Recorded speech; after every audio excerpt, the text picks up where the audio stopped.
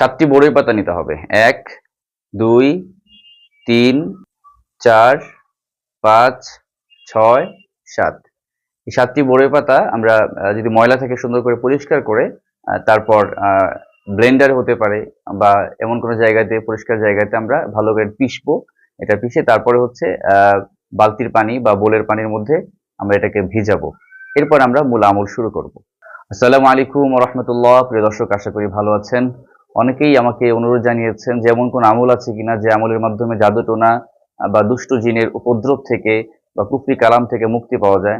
হ্যাঁ প্রিয় দর্শক, আজকে এমন একটা গুরুত্বপূর্ণ আমল বলবো যে আমলটা পরীক্ষিত এবং এই আমলের মাধ্যমে আপনারা সকল প্রকার জাদুটোনা, কুফরি কালাম এবং জিনের আসর থেকে যত শক্তিশালী জিনই হোক না কেন পালিয়ে যেতে বাধ্য হবে ইনশাআল্লাহ। এটি পরীক্ষিত আমল, উলামায়ে কেরাম দ্বারা এটা প্রমাণিত। প্রথমে আমরা একটা দোয়া পড়বো। দোয়াটা আমি স্ক্রিনে দিয়ে দিচ্ছি, আপনারা দেখেন যে আউযু বিকালিমাতিল্লাহি তাম্মাতি মিন গাদাবিহি ওয়া শাররি ইবাদিহি ওয়া মিন হামাযাতিশ শায়াতিনি ওয়া আন ইয়াহযুরুন। এই দোয়াটা আমরা পড়বো। এরপর দরুদ শরীফ পড়বো। দরুদ শরীফ আমরা একবার পড়বো।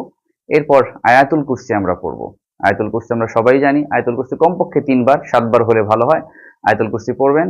এরপর 4 কুল পড়বেন, কুল ইয়া আইয়ুহাল কাফিরুন। এরপর সূরাতুল ইখলাস পড়বেন, সূরাতুল ফালাক পড়বেন, সূরাতুন নাস পড়বেন। এটা যখন পড়া হবে এরপর আমরা সূরাতুত তাহা, কোরআন কারীমের গুরুত্বপূর্ণ একটা সূরা। এই সূরার 69 নম্বর আয়াতটা আমরা পড়ব। আমি আয়াতটা বলছি, স্ক্রিন আমি দিয়ে দিচ্ছি।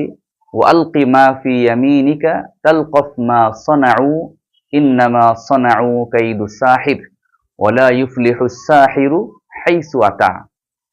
যখন এই আয়াতটি পড়া হবে পানিতে ফু দেব। আয়াতুল কুরসি যখন আমরা পড়েছি, আয়াতুল কুরসি 7 বার বা 3 বার পরে পানিতে ফু দেব। এরপর 4 কুল পরে আমরা পানিতে ফু দেব।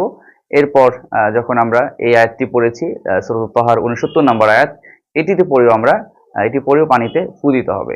এরপর এই পানিটা আমরা পান করতে পারি। যিনি আক্রান্ত হয়েছেন জাদুতে বা কুফরি কালামে বা জিনগ্রস্ত হয়েছেন, জিন আক্রান্ত হয়েছেন, ইনি এটি পান করবেন। এরপরে গোসলও করবেন। 7 দিন কমপক্ষে এই আমলটি করতে হবে।